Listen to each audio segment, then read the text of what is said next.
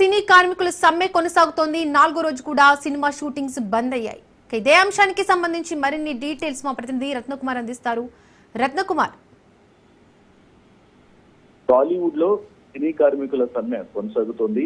వరుసగా 4వ రోజు సైతం కార్మికులు ఆందోళన బాట పట్టారు.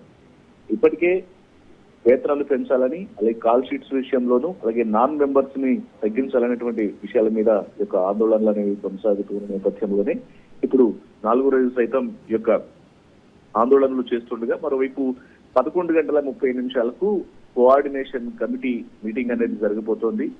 ఈ మీటింగ్ లో నిర్మాతలు, ఫిల్మ్ ఫెడరేషన్ ప్రతినిధులు భేటీ కాబోతున్నారు.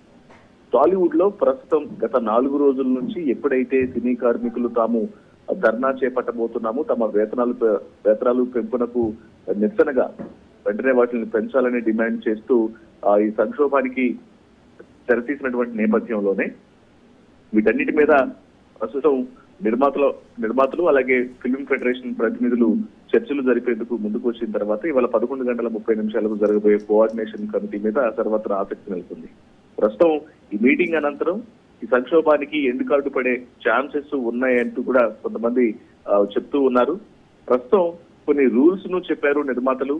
కాల్ షీట్స్, అలాగే గంటల లెక్క, non members, Sunday single call sheets విషయంలో కొత్త రూల్స్ ను ఏర్పాటు చేసుకున్నట్లు తెలుస్తోంది.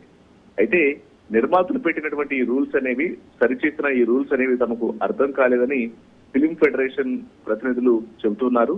అయితే వీటన్నిటి గురించి మరొకసారి వివరంగా చెబుతామని నిర్మాతలు అంటున్నారు. ప్రస్తుతం అసలు నిర్మాతలు ఈ కోఆర్డినేషన్ మీటింగ్ లో ఏం చెబుతారో విని డిసైడ్ అవుతామని ఫిల్మ్ ఫెడరేషన్ కు సంబంధించిన ప్రతినిధులు తెలియజేస్తూ ఉన్నారు.